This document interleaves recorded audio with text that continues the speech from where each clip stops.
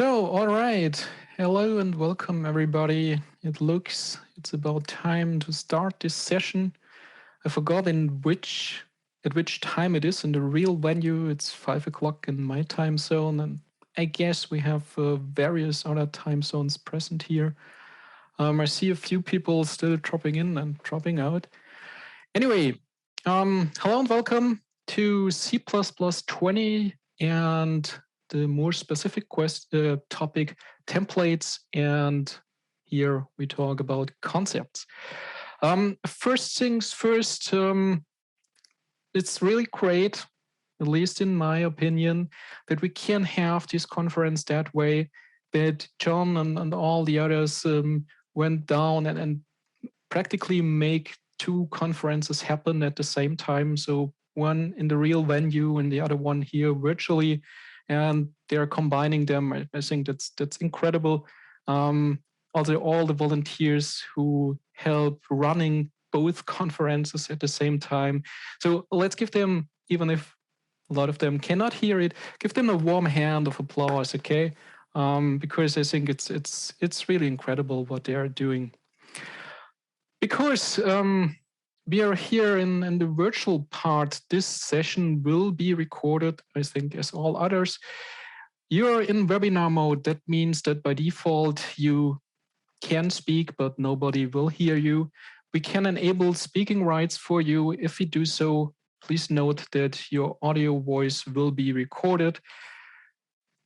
I will allow this option at the end of the talk. I hope we have a couple of minutes left there. If you like to ask questions, then please use the Q&A. Ask your question there such that other people can upvote it. And I will look from time to time to the Q&A and see what's going on there and answer a couple of questions. I'm not really able to follow the chat during my presentation, so you feel free to chat, but if you have questions to me, then use the Q&A. You can also reach me on Discord later, preferably, possibly tomorrow, because I have to leave soon after the talk. But yeah, feel free to grab me via Discord, email, or now in the session or at the end of the session. Okay. So my name is Andreas Fertig. I work as a trainer and consultant for C++. I'm part of the standards committee. I'm the author of C++ Insights, a tool to help to look behind the scenes, which we will not use that much today, or not at all, I think. And I'm about to finish my new C++20 book called Programming with C++20. So if you have appetite for that, then check it out. Also, if you want to learn more about C++20 in general, I offer next week a class at CppCon 3 days about C++20. And I think it's still time to sign up. So, but now let's start with C++20, right? And C++ and templates. Now, let's first talk about another language. I'm German. My last name is a very German word. It's Fertig. You can translate it into finished, ready, complete, or completed in English. It's a really nice one. And if you form a sentence in German with it, then one sentence, for example, can be, Ich bin fertig. And that translates to, I am finished. Depending on how I'm saying that and my facial expressions to it and my mood, which you may know at the point when I'm talking to you, then it can also mean, oh, I'm totally exhausted. So two different meanings for one and the same sentence. Doesn't that sound like C++, right? We can do things multiple ways. So let's talk about concepts. They're so great.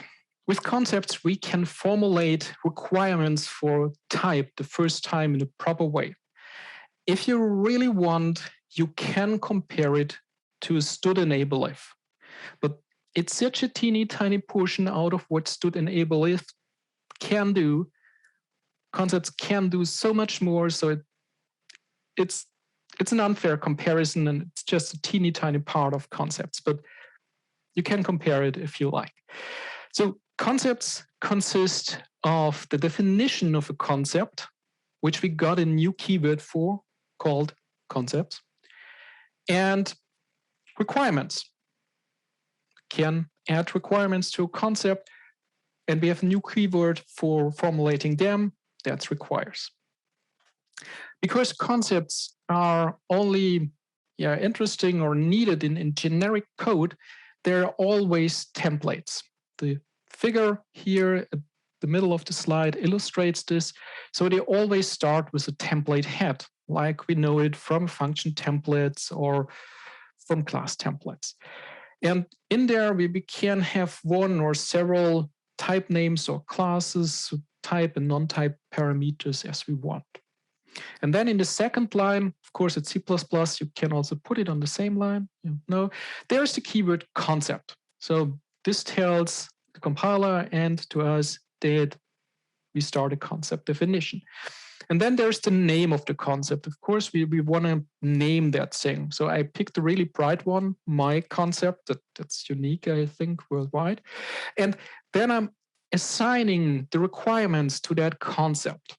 And the first statement you're seeing here stood same as, that's a concept from C++20. The rough rule of thumb is if it starts with is, underline, or underscore, then it's a type trait. If the is omitted, then it's a concept. And what you can further see here is that we can chain the requirements together. So we can say that same as is one of the requirements, and then we use Boolean logic to concatenate it with is class V or is enum V. Okay, so first with an and then with an or. So this is how a concept in principle gets built. So let's look at what we can do with all that new power. My motivating example for today is the following. Suppose I have a function called add, and its job is to add all the values together that are passed to it as parameters. Can be of a class type, can be an integer. What I'm showing here are only integers, and what you can also see is that add should take an arbitrary amount of values of object of types, which, guess what? Makes it a variadic template at the end, right? So I'm happy with the first two lines, 1 and 2, x and epsilon, they're fine. But I'm unhappy with line number 3. Why? Because there I'm mixing integers 2 and 3 with a double, 3.14. I don't like implicit conversions here. I don't like mixed types. So this add function starts coming with 2 requirements. One is it should take an arbitrary amount of parameters, and the second one is it must ensure that all of these parameters are of the same type. Okay? Sounds like a pretty straightforward thing. Let's see what we can do in C++17. Various solutions are possible. This is the one I'm going with for today. The Createout part isn't majorly interesting for this solution. I walk quickly through it. So first in line number 2, I'm creating a variable template called rSameV. It uses conjunction v from C++17 together with same, and it compares all the parameters in the parameter pack ts with the first parameter passed to this variable template t, whether they are of the same type. So if I pass in a parameter pack, the first parameter will be split up, and it will be compared to all the parameters in the parameter pack. And the rSame and the conjunction, which ends them together, ensures that all types in this parameter pack are of the one of the first parameter. So by that, rSame ensures that every parameter in this parameter pack is the same. And then the second helper in line number 4 to 10, it's called first argt. And its job is to pass a parameter pack and get out the first type in this parameter pack. Okay. With that, we have an option to compare all parameters in the parameter pack and to get a type out of the first parameter in this pack. And because all are of the same type, it doesn't matter which one I grab. So the first one is a good choice. And then the not so grayed out part below, that's the actual implementation. In line number 1, we can see it's a variadic template because we have the type name ... there. In line number 3, then I see, okay, the function's name is add, and it takes all the parameters here in.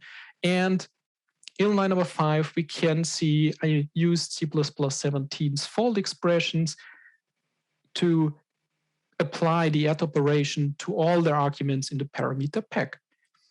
Okay, I think that's okay so far. But then there is this line number 2, which I briefly, I really didn't talk about it, right? So it's the std enable if t. By that we can say it's the state of the art enable if, because it's enable if t, so it already gives me back a type. First argument is the Boolean condition, and the second, the type that my enable if returns if the Boolean condition is true. I suppose a lot of you already know this, and some don't, and some forgot. And then, oh yeah, this enable if, that brings me the return type, right? Because the first argt, if my r_same_v is true, then the enable if passes the first argt, so the first type from the parameter pack, as my return type, because there is no other return type. I think it's the best way where to put an enable if, because nobody else can tamper with it. But for readability, for understanding, for teaching, it's quite hard, not to say a nightmare. Some of us, are used to it. Some others are don't, and I all the time understand those who say, "Oh, so many anchor brackets. Sorry, you lost me there." Okay, I totally get that, and it's not obvious what this enable if does. It gives me the return type, but it disables something. Oh yeah, if the return type isn't there, then we cannot instantiate this function. Sure, all right, not a point to know and to teach. This is what C++20 looks like. I still need the helper r_same_v. And in line number 1, I still have a variadic template. But line number 4, look at that. It's a normal variadic function now, right? It says auto. There's the return type. I was missing that before. And then add takes the parameters from the parameter pack. And line number 6 is unchanged. It's the fold expression from before. So line number 4 alone, I think, is an improvement because I have a normal function declaration at this point. But what really excels here is line number 3, because line number 3 now spells requires r_same. Requires, because that's what enable if did before. It was a requirement, but it was spelled enable if. Well, so requires. It's now clear that this is a requirement. You may have to look up what r_same_v is and does, but you already know this is a requirement for this function. And if this requirement isn't satisfied, we cannot instantiate this function template, okay? That's, I think, way easier to teach than the other thing we saw before in C++17. I really, really like this already. That's a win. So let's look what concepts, where concepts can be applied. These are the various application areas. In the template head, we have our first concept, C1. That's called the type constraint. We can use this instead of type name or class to upfront specify constraints or requirements for this type. So we no longer have to say, well, yeah, give me a type, and later in some static assert in the function body, we say, oh no, that was the wrong type. Not that one, please. So we can express this here. And the major benefit is this is documentation. Okay, I directly see that. I don't have to go down to the function body to read 100 lines of code to figure out that there's a static assert that says no to that type. It's in the type constraint in the template head. The next one, C2, we already saw. That's called the requires clause. That's what we used in our add example. Okay, we can use concepts here or type traits. The requirement is it has to yield a Boolean value, so true or false. And then C3 and C4 are called constraint placeholder types. That's always the case when we put a concept in front of auto. So it can be an auto variable or a auto return type here, or a auto parameter. C4 is slightly new. Before, we only had this option for generic lambdas in C++40. They could have auto parameters, but now we can use them in all functions. Then they are called abbreviated function templates, and I will show you an example later.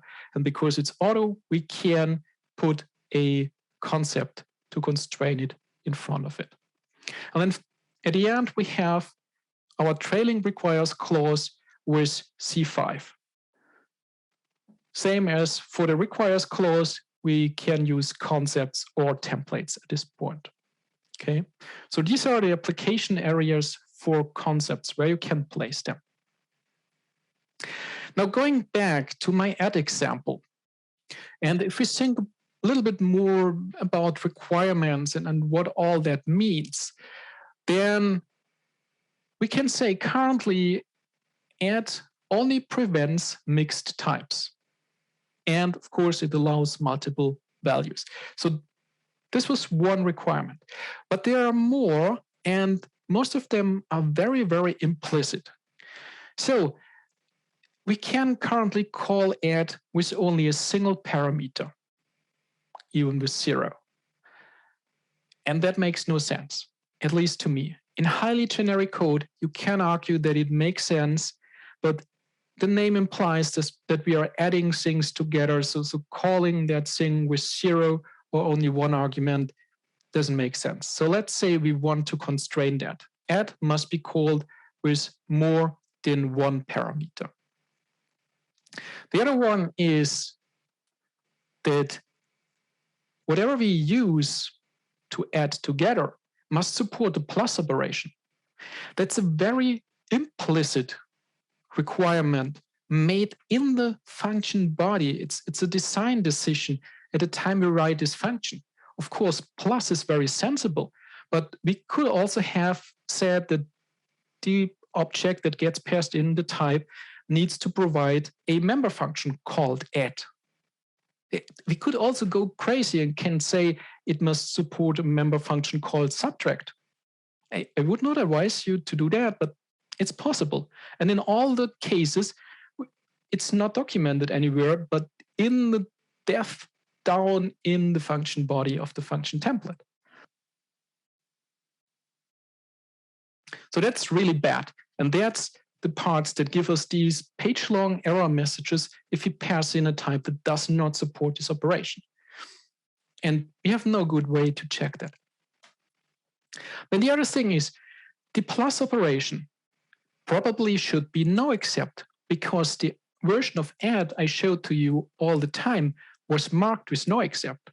And if we pass in integers, then we don't expect an exception, right? And if we pass in another type and add is no except, well, then that type's operator probably should be no except as well. Maybe we want to create a different function to overload on it. And the next one is the return type of the plus operation should match the one of args, so the base type of args here, which is the case most of the times, but sometimes operator plus does return a different data type. And there may be good reasons for it, but let's say for our add function, we want to restrict that. The operator plus must be returning the same type as the type in the argument pack. Okay, so a lot of requirements, which brings us to the requires expression. There is a lot of requires going on when we talk about concepts. I always read such a requires expression like a function. The function's name is always requires. Maybe it's like a constructor because it doesn't have a return type. And after the name, we have the optional parameter list. That one can be empty, or we can put parameters in. Which parameters? All types that are available the moment this requires expression gets evaluated.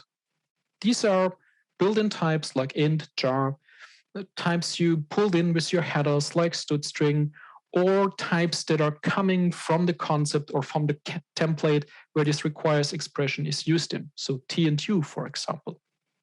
And then this is only used at compile time, okay? It will never hit your binary.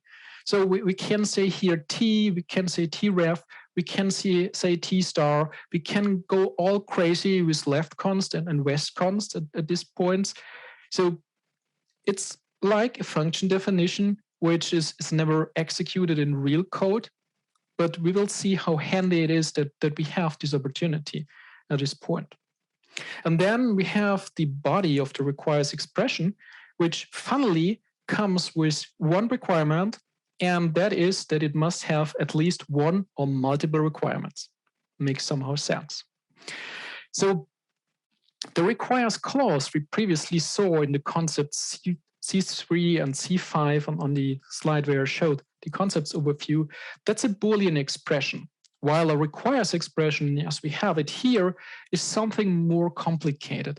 And we know these things already from noExcept, because for noExcept, we can mark a function as noExcept, but we can also query whether a function is noExcept or not, okay? And in general, or as a rule of thumb, we can say that our requires clause is like an if that evaluates a Boolean expression, and a requires expression returns such a Boolean value. Okay, that's how the two fit together. Now, a requires expression can have requirements, and there are 4 different requirements such a requires expression can have. A simple requirement, a nested requirement, a compound requirement, and a type requirement. Okay. We will only look at the first 3 regarding the add example. I will show a better application area for the type requirement later. I shortened all requirements with 2 letters to have them show up in source code, which I'm now going to show. So let's start simple, right? Simple things first. Simple requirement. A simple requirement checks only whether an expression is valid and will compile. That's the job of a simple requirement. And for my example, it's small, it has to fit in a talk and on the slides. In reality, it's better because here in line number 3, what I have to do is I have to repeat my fold expression. This is something I really, really don't like, but in real code, it's better. So what a compiler does here is it tries to instantiate this fold expression, sees if that would work for the provided data types. So practically it checks whether there's a plus operation, and if so, this requirement is met. If not, the entire requires expression returns false. Below you see in code what that means. If I now create a struct, call it noAdd, and call add with 2 instances of noAdd, that will now no longer compile our requires expression restricts that. Okay. Remember to ask questions in the Q&A. Feel free to do so if you have any. So going on from the simple requirement to the nested requirement, which is also a little bit nasty or dangerous. In line number 4 and 5, we see a nested requirement. A nested requirement always starts with requires. Remember that I told you that we have multiple places where we use requires? All right, so that's another one. And it's important to have this requires here, because if we are taking line number 5 as an example, without the requires, what we have left is the size of ... args greater than 0. And without the requires, this is a simple requirement. So all the compiler will do is trying to instantiate that. And because we are passing in a parameter pack, that operation will always succeed. Whether there are 0 arguments in the pack or not, it will succeed. So we need the requires in front of it to force the compiler to not only instantiate it, but also to evaluate it, to get the value greater than 1, true or false. And if you forget this, then it behaves differently. So this is a small trap you can run in with nested requirements. With the two nested requirements we have here, we can check off our requirements or requirements to the function add A, B, and C.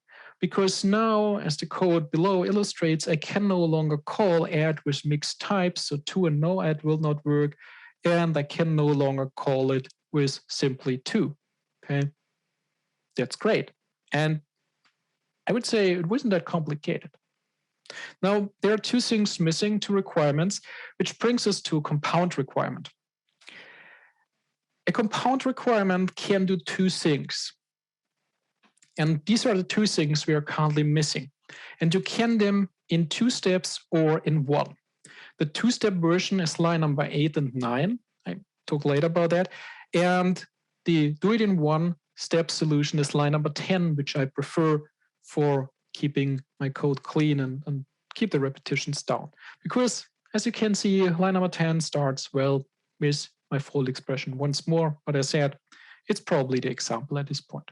So my compound requirement starts with a compound statement at this point, so curly braces, and then in there the fold expression. Now, after the curly brace, we see no except. That no except makes the compiler check whether this operation that was in the curly braces, so in our case the plus operation, whether this was no except. Okay, so that's the first check. And the second one is the one after the trailing return type like notation where it says same as. Same as is a concept which checks whether 2 types are the same. And I'm passing first argt here. And for all of those who listen carefully and probably fast enough, they also have to pick the angle brackets apart. They will now ask, well, you just told me same as takes 2 arguments, but you're passing only first argt, makes it 1. That's true. The other one comes from the compiler. The compiler injects the resulting type from our compound expression into the same as a first argument, making it 2 arguments. So this is a nice way of grabbing the return type or the resulting type of this entire plus operation and feed it into a concept. Okay, this is the 2-in-1 version.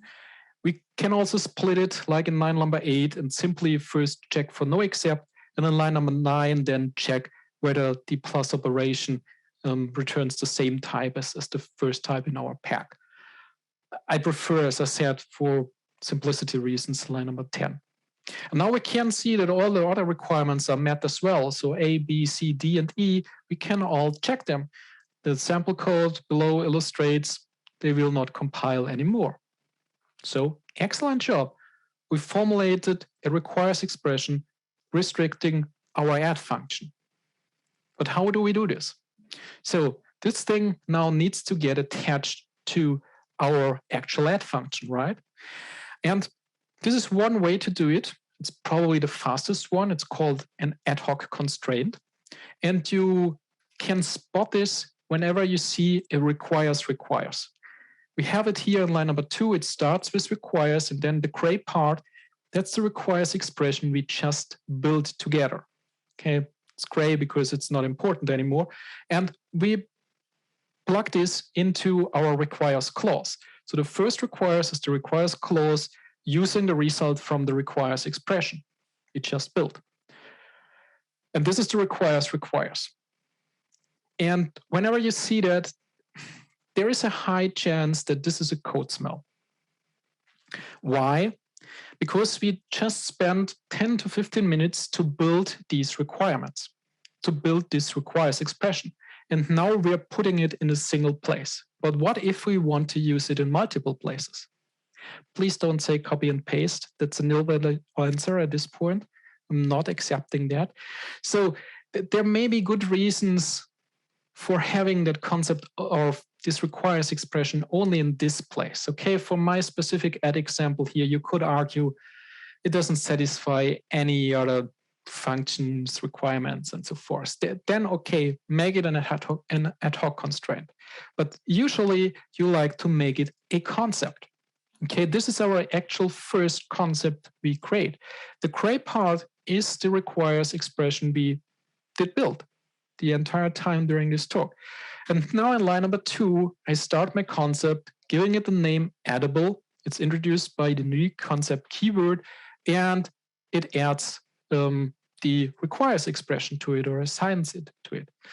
And now I can use that one in line number 11 by saying requires addable. Okay, it's expressive. Once again, like with the enable if replacement, it now says requires addable. We might have to look up what addable exactly does, but it's now crystal clear that this is a requirement for this add function. And once we go through the requirements of addable, it becomes also clear what that thing checks for, or what the requirements of add is. And now I can use this concept in even more places. And I think that this version, even if we not reuse it, can be more pleasant for our eyes, because the function is now shorter and the concept is out of the function and it's not glued together like before. Okay, so this is how we define a concept with all the existing 4 different kinds of requirements. Since we spent an incredible amount of time building that one, because for the first time we could and it was worth it, there's something else that we should consider more than before, and that's testing our concepts. Okay, and doing that, my approach is I have a struct template, I call it stub, and it takes 3 non-type template parameters, no except operator plus valid return type. And inside it either provides an operator plus, which is or isn't no except and returns the right type, or it provides a different operator plus, which returns a different return type and is or isn't no except. So these switches allow me to configure my stub.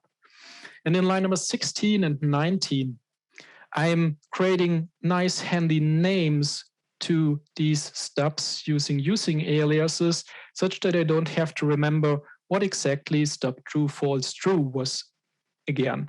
No add. Now I know it. Okay, make it referable and easy to remember. And now the best part, I think, comes, and this is, we have our testing framework built into the compiler this time. Because concepts are compile time things, we can use a static assert together with our concept and feed it in different combinations and test it at compile time. So line number 2 says static assert not addable int and double. Yes, that will pass if it's prefixed with not. And the second one tests whether it can be used with only a single parameter or not. And then valid class, no add, no except, and so forth. They all check the different combinations. And these checks run all the time when you compile these unit wherever the concept is defined in. Okay, no extra testing framework needed. It's built in. It's brilliant, I think, and important. Remember that when you're creating concepts. Now, I told you we have also a new form of templates called abbreviated function templates. And here's a motivating example. This is supposed C++17 code. They have a function template called doLog. Internally in line number 4, it acquires a global mutex and assigns it to a log guard. And then in line number 6, it calls the function f, which is the parameter that got passed into the template or to the function. This is a pattern I like very much because it allows me to have this log only in one place and everybody let it simply call it. And if we once later like to change the global OS mutex variable here, then that's not a big issue. We don't have to touch everybody's code, just the single one. However, there are 2 things that I don't like that much about this approach here, or this code. That's the better phrasing. The first one is the template head. Okay, that's a really simple function template here. I mean, it's 7 lines of code, and you can also format it with less lines. Typing this entire one line number 1, that's really a burden. Okay, and it's long. It's as long as the function definition itself. But the even worse part is line number 6. I'm calling f. I told nobody that I will do that. Nobody knows that when they call do locked, they have to pass in a callable, a function, something that's invocable. It's hidden there. Sure, you say I can leave a comment. No, that's the wrong place for a comment. That's a thing that should be visible to everybody, that should be visible to the compiler as well, and that should be checked by the compiler. That's the wrong place for a comment. But we couldn't do better, easily at least, in C++ 17. Here's the C++ 20 version. First of all, 6 lines of code instead of 7 because the template head is gone. Line number 1 now has in the parameter list auto. This is a placeholder variable or placeholder type, and in this case, like with a generic lambda. Okay, and as I told you in the beginning, I can constrain these placeholder types, and in my case, I use .invocable, which is another concept from C++ 20, requires that the object or the type that gets passed in is invocable. The great thing is, this is documentation. It's not a comment, but it's documentation, and the compiler understands it, and it checks it, okay? That doesn't get wrong over time like a comment where nobody knows why that's still there. No, you will notice if you don't need it anymore or if you violate it, okay? So that's really brilliant. I like that. It's important to note or notice that all the time we see auto in a parameter list. That means that we are looking at a template, okay? I mean, the name gives it away, abbreviated function templates, but we may not see it later when we see auto. But auto is always a function template. It's true for generic lambdas, and it's true for abbreviated function templates. You can use C++ insights, for example, to peek behind the scenes, and then you will see that the compiler creates a function template out of that do locked for us. So it's a little bit syntactic sugar, but with the addition of the concept here, it's really, really helpful. Okay. So now we talked a lot about concepts, and I left something out that people most often want when they hear concepts. And that's better error messages. Because let's be honest, error messages of templates, they really, really suck, right? Page long, nobody knows where to go first, top, bottom, and what's in between, and what are all these types the compiler tells me about. So concepts should do better, right? But before we talk about error messages, let's have a look at the example I'm providing here. My example here is I have in C++ 17, say, a type trait that's called isContainer that checks whether a provided type or a given type meets the requirements of an STL container. And the requirements I make for that is it must have a value type, a size type, an allocator type, an iterator type, and a const iterator type. And in addition to that, it must have a size, a begin, a end, a cEnd, and a cBegin member function. Okay, 10 things in total, 5 each. That's the interface of a container in the STL, roughly. Now, it depends on how familiar you are with templates. Okay. Now, let's take a step back and say we like to look at this code with the eyes of our much younger us, depending on how old we are, but as the starter us. The first thing I see here is I have 2 times the name isContainer in line number 2 and 3. That's odd. Usually that leads to a compile error, right? But yeah, sure, Line number 2, that's the primary template, and line number 5 is the specialization. So no harm there. Yeah, okay, it will take some time until I understand this. I have. So that's sold. Very well. Then what is in line number 7, this std void t thing doing again? Oh, you say practically nothing. Yeah, okay, the name gives that away. Well, okay. Oh, and line number 12 to 16, let's not talk about the repetition we have there, which is ugly as well, but what does this decal type thing do, and what was decal val again, and what? I can teach you that, but I rather do not, because it seems like a burden. It's unnecessary at that point. It obfuscates this entire thing. It makes it really tough for beginners to get into it. And then the next thing is, oh, line number 2, that is container thing there, that derives from std false type. I don't know what std false type is, but why the heck does line number 17, the other is container derived from a true type? Not that I know what true type is in the beginning.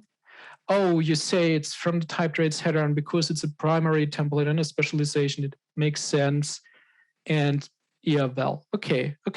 It's not a usual object inheritance because they inherit from 2 different types. But yeah, okay. I'm buying that. Fine. And then below in line number 21 and 22, I'm testing my type trait.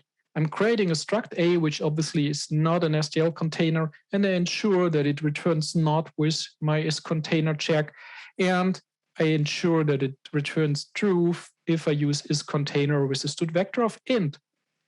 And then we spot this : value. Remind me again where this : value comes from. I do not see it here, and what it does. Oh, you say it's in the std true type and in the false type, and yeah, I see. Oh, you say I can create a variable template to get rid of this : value. So you're saying me I can write more code here to have less code there, which I then still do not really understand easily. That makes no sense. No, really. We learned to live with that for a long time, and I don't want to bash on C++17 or all the previous standards. It was great at the time, but it was still a burden. And as I said, I understand all the people who say, well, no, please don't show me template code. I don't understand it. Okay? That simply makes me cry. It makes me cry because it's so hard and it has not to be that way.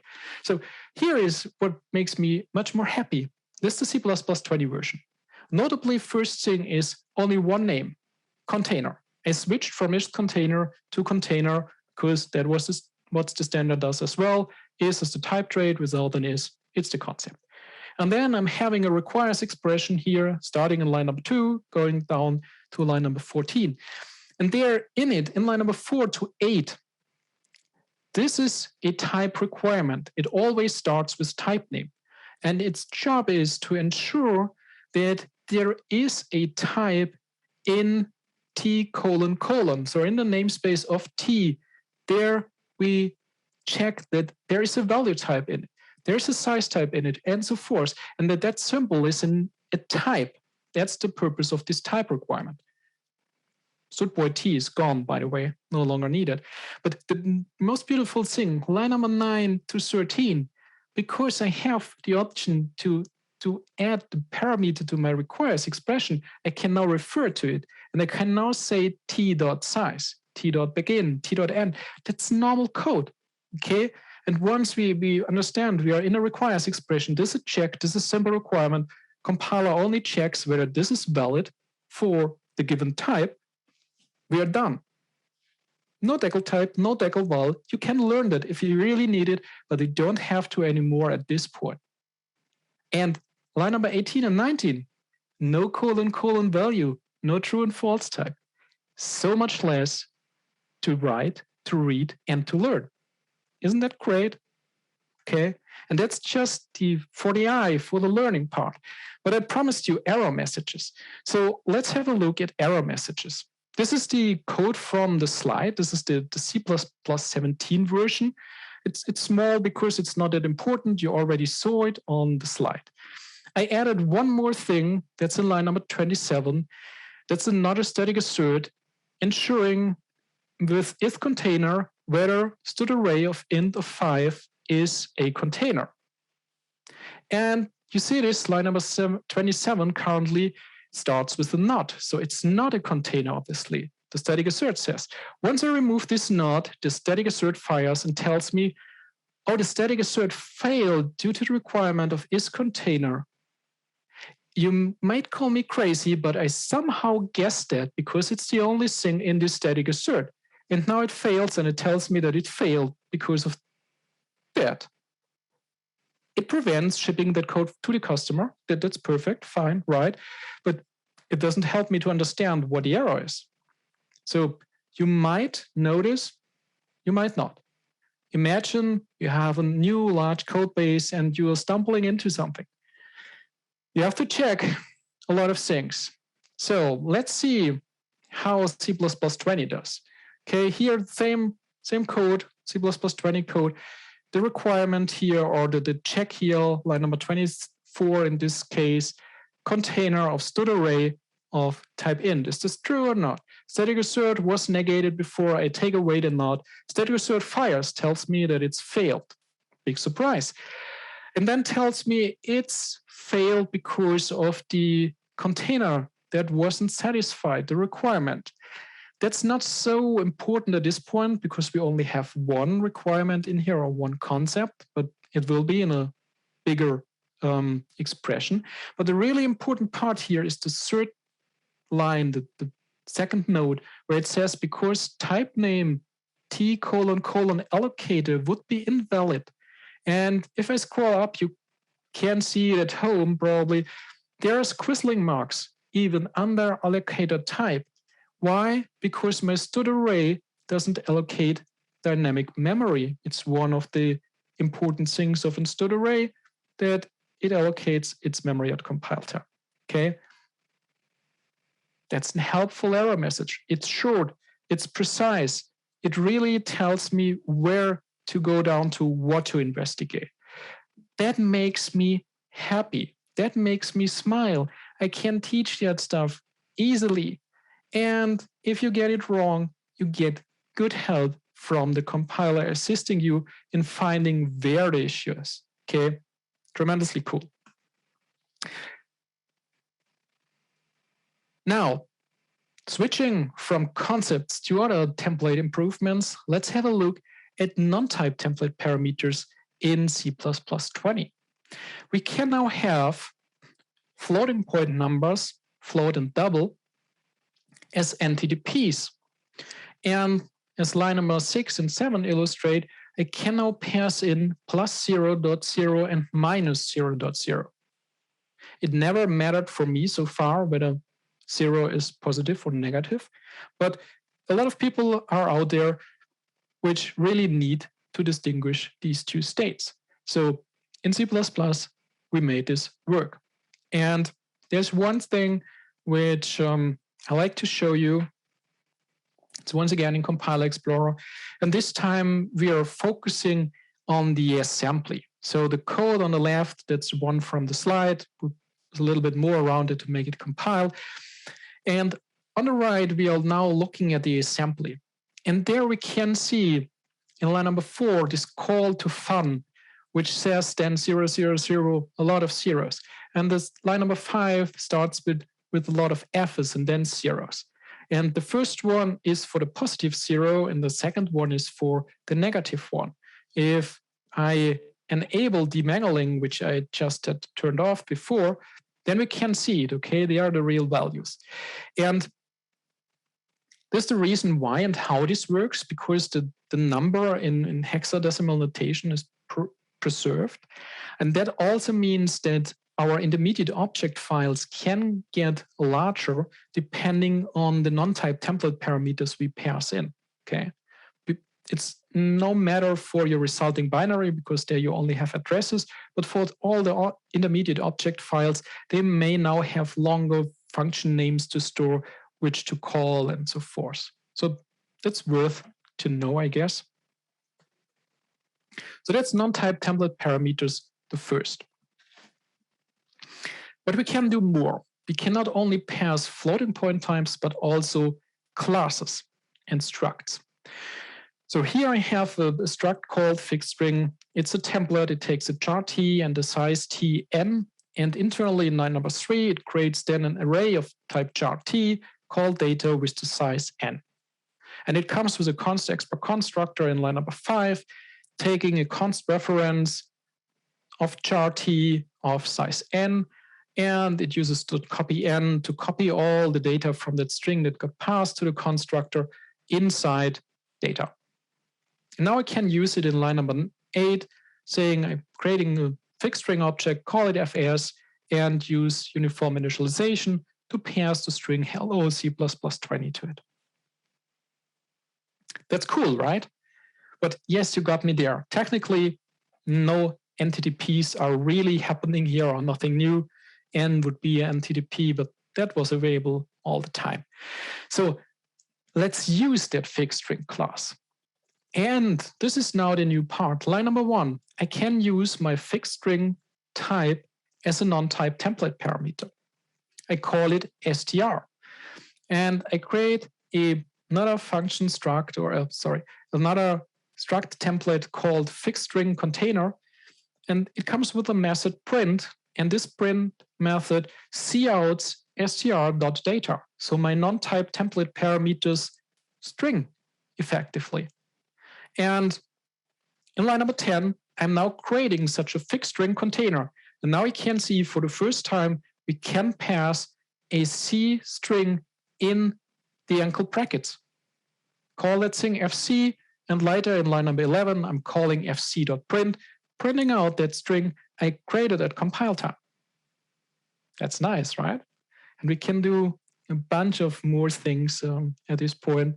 So I guess that will be very interesting to see how it develops feature.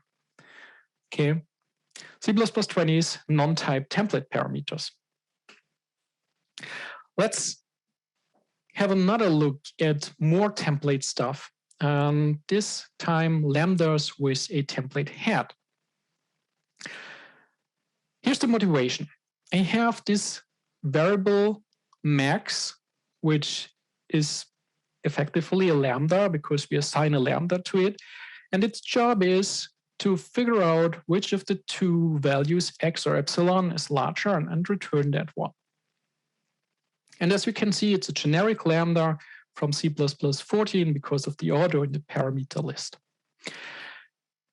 I advise you to use the STL version, okay, that this is here for teaching purposes. Max in the STL is sufficient enough.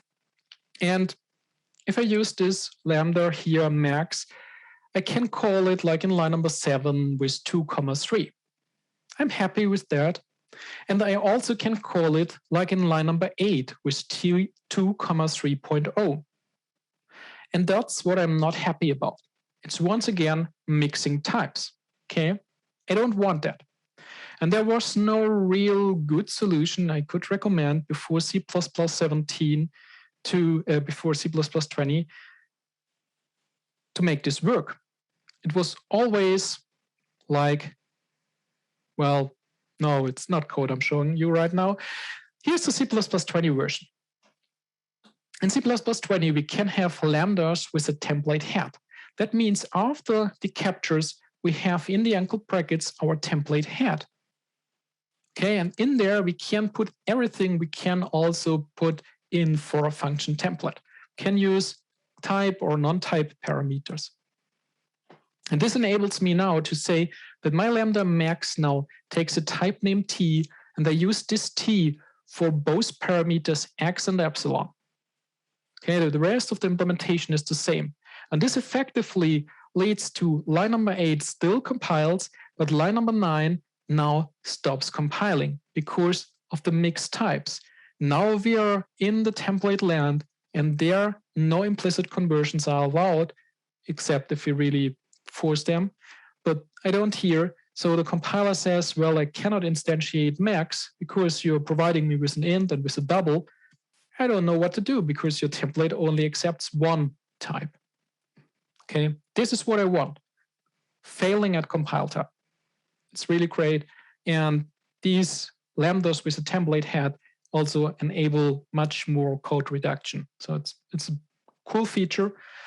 And here is, just to increase your appetite, 2 more examples. So the first one at the top, I'm creating a lambda. It's a lambda with a template head. On the angle brackets, it has a type named t, and as a parameter, it now takes a std vector of t. So it's no more auto at this point. It's a std vector, but the t inside, that's variable. So now I can call this creating in line number 2 a state vector of int, and I can call my lambda with v, the vector. But I can no longer call it with just the number 20. That will not compile. It's not a std vector. Okay, so that's brilliant. And because I told you we can also use non-type template parameters, the example below that says it creates a lambda which in the template head takes a size tn. So let a compiler deduce the size. The size of what? The size of the std array in the parameter list of the lambda. Because this lambda takes a std array of int of n, and n is deduced by the compiler. So in line number 3, I'm creating such a std array, and I'm passing it to the lambda in line number 5, and that works. It would also work for a std array of int of 5, of 9, whatever you want, but it would not compile for a std array of, for example, char on 2. Okay, so lambdas with a template head enable us to do way more things with lambdas when it comes to generic contexts. And I really, really like that. All right. So far with that, I will answer the questions I'm seeing in the Q&A after I close the talk right now. And I will also take questions from, I guess, the live audience in the real venue. So I hope I increased your appetite for C++20. It has way more than just concepts, but I think concepts are a really good part and a really large part of C++20 that will influence our code and how we write code. If you like, you can subscribe to my newsletter and download a concepts cheat sheet. It's 2 pages of what I think the most important things of concepts are and how they are arranged with examples and figures and so forth. And as I said, you can also buy my Programming with C++20 book or attend my class at CppCon next Mondays or in a week. Before answering your questions, to close this official part, all that's left for me to say is, I am fertig, or in German, ich bin fertig. Remember the 2 times or the 2 different meanings for that. So thanks for attending. And now going to your questions. What do you see here? So the first question is, for concepts, why we are not verifying the return type of various operations, e.g. t.begin. It might exist, but not return an iterator and is unlikely to satisfy all the other requirements. But is there an easy way, is it recommended to verify this more strictly? That's a good question. As far as I know, we started introducing concepts in C++20, but we didn't change the entire standard, introducing concepts all over the place. The only feature where concepts are used currently in the standard, if I'm right, are ranges. So ranges are the first user of concepts. And I can imagine a world in the future where std.begin has these checks. The problematic part here is it's the question whether this is an API or an ABI change if we add a concept to an existing begin function in the standard library. So this might be a reason not to do it. But in your own code, feel free to apply concepts and make the implicit requirements really visible and touchable. Okay. So next question.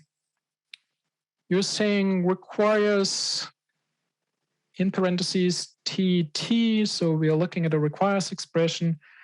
If I repeat it like requires T comma const T CT, can I check for constant methods separately? So if I understand this right, you're asking whether you can check that the method that you're calling is const if you put const in front of the type you're passing to a requires expression. So in the parameter list of the requires expression. And I think the answer is yes. So if you make it const, then the const member function will be called. If it's non-const, then the non-const member function will be called. And that way you could ensure by using both parameter or both combination of parameters that you're having the const and non-const member function available on there for that. Yeah. So on slide 23, thanks for using the slide numbers. Does the compiler evaluate the expressions t.size, or is it just checking whether they are valid? This is a simple requirement we are looking at here. So it only checks whether this is valid, meaning is size available in the type, okay? It doesn't do anything more. For that, the method at least had to be const, expr, and things like that, which, yeah. But this is a simple requirement here. Okay, what's next? What implications do concepts have for polymorphism? This is a compile time mechanism for enforcing class data and behaviors, an effective replacement for CRTP. Yes, in fact, I can see a world where we may do less virtual things and use concepts more often. Okay, I think it depends a little bit on your environment and how good the compilers are to optimize all that stuff, because when we talk about templates or abbreviated function templates, for example, then we have a risk of creating more code or ending up with more code than we wanted.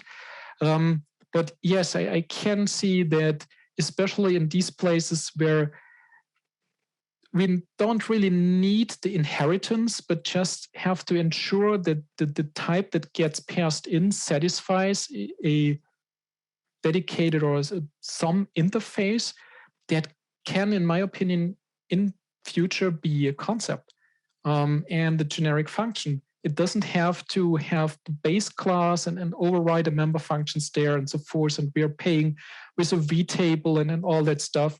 I can totally see that, yes. So I think polymorphism can be reduced by concepts in places where it makes sense. So the next one is, what does this mean for libraries that have been previously written without concepts? Any advice for migrating libraries written using old template patterns for concepts? Well, the thing that I can tell you is you have to be careful. If your library wants or promised to provide a stable ABI, then it may be difficult changing the template parameters and flipping over to concepts, because that can be end up encoded in the names of the types, and then yeah, your customers may be unhappy. That's the one thing I can tell you where to watch out for. Other than that, I think you can approach me with a specific example. Maybe then I can give you more dedicated tip. But for the broad question, I don't have a tip that at least fits in the time we already overrun. So next question is, in the Lambdas with template head section, do these Lambda function need any definition in the .h file, or is everything defined ad hoc in the CPP file? As always, for Lambdas, they are defined where they are defined. So you don't need a .h file and then distribute it. You can simply, the code I showed on the slide that can supposedly be directly in main.cpp, and they're in main, so no header required. It's where you define it. It's complete there. And saying that lambdas are the, where do we have them? That's the only way we currently have in the language to define a method template inside a function. Okay, as a side note. Next question, would using concepts over polymorphism dramatically increase build times? Well, that's a tough question. First of all, the question is what's dramatically? I think it depends on your code base and how heavily you're using concepts. But in general, I can imagine that it increases build times. Concepts in general, if you do the comparison between checking an enable if or a concept, if you come up with a simple example and instantiate it often enough, then you will see that the enable if is just horrible for the compiler. So your concept version is way faster. Okay, that's one thing to take away here. Using concepts can increase your build times if you just switch from enable if to concepts. But as we had this before, if we flip from polymorphism to more generic code at this point, then yes, I can see that it will increase your build times because we have more generic code there. And that's creating more instantiations. So I guess to some extent, yes, it will increase build times, but compilers get better, our systems get better, so maybe we will no longer notice this at some point. So next question, and I think we have to shut this down slowly down, but I'm really happy about all your questions. As I said, feel free to approach me later on Discord. I'm happy to take questions there, but I will not be able to join the virtual venue today. So the next question is adding on to the Santi's question on slide 23. So does it mean the expression has to be well-formed? So you're saying slide number 23 was the one here. This expression there has to be well-formed, yes. You can compare it like you write it in real code. So if you omit the semicolon, then it will not compile. If you would say t arrow size and I'm passing in an object, it would not compile.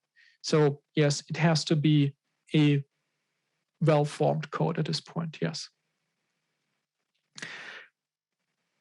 All right, next question. So no, something flipped. Because you upvoted that one. Okay, so you first used first argt for something. What? The question is gone. Where's the question? Oh, I'm really sorry. I marked it as answered, so you can. That's all right. I try to find it. So I think I have it. So you used first argt for something like that to get the type of the first argument. Where can I find a documentation for more functions like that? Well, I think the best place to learn this would be the type traits header. And other than that, I don't know. Sometimes doing a GitHub search for something reveals something. So maybe reach out to me if you have more specific things in mind, then I can point you to something. But sadly, there is no sole document which lists all these. Some blog posts sometimes go into details for what's interesting and maybe helpful at this point. So and then the last question I'm seeing here is copied from your comment. That's nice. For overloads, const R value, L value with different return types, does it mean we would have to manually cast it? Should move t begin to something you're saying. I see. You're in a compound requirement and you're asking whether you have to move L or R values.